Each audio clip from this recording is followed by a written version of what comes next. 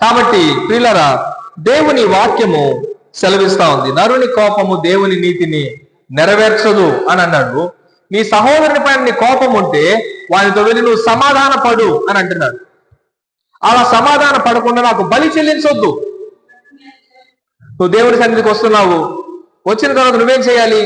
నీ సహోదరుని పైన కోపం ఉన్నప్పుడు నువ్వు ఇక్కడికి రాకముందే నువ్వు మరలా అక్కడికి వెళ్ళి అయ్యా క్షమించండి అని చెప్పి మరలా దేవుని సన్నిధిలోకి రావడము ఉత్తమము అని చెప్పి దేవుని వాక్యము సెలవిస్తా ఉంది.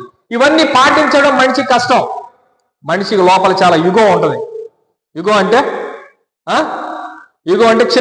నేను చిన్నోడిని అయిపోతాను. నేను ఈ మాట అనడం ద్వారా నేను చిన్నోడిని అయిపోతా.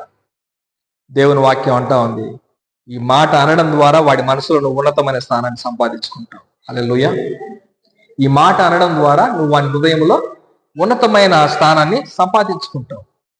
ఈ రోజు నుండి మనం స్టార్ట్ చేద్దాం. మన కోడళ్లను ప్రేమించడం స్టార్ట్ చేద్దాం. మన మనవాళ్ళను ప్రేమించడం స్టార్ట్ చేద్దాం. మన బిడ్డలను ప్రేమించడం స్టార్ట్ చేద్దాం.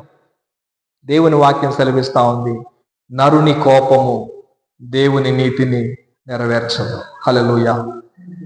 నరుని కోపము. కోపడుతున్నావా? కోడళ్ళ పైన, కూతుర్ల పైన, మనవాళ్ళ పైన, కొడుకుల పైన, భర్త పైన, ఎవరిపైన కోపడుతున్నావు? నీ కోపము దేవుని నీతిని నెరవేర్చదు.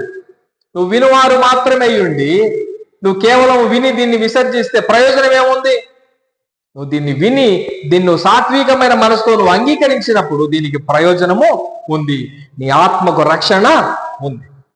అందుకే దేవుని వాక్యం సెలవిస్తా ఉంది, నీ కోపము దేవుని నీతిని నెరవేర్చదు కాబట్టి నీ కోపాన్ని విడిచిపెట్టు, కోపము మానుము, ఆగ్రహము విడిచిపెట్టుము అని రాయబడి. హల్లెలూయా. కాబట్టి మరొక్కసారి అన్ని మనము రిమైండింగ్ చేసుకుందాము. 91వ కీర్తనలో మనకు రాయబడిన మాట, మనకు 6 ఆశ్రయపురాలు ఇచ్చాడు. అలాగే ఈ 6 ఆశ్రయపురాల్లో మనుషుని యొక్క కోపమును గూర్చి మాత్రమే ఈ 6 ఆశ్రయపురాలు ఇవ్వబడ్డాయి.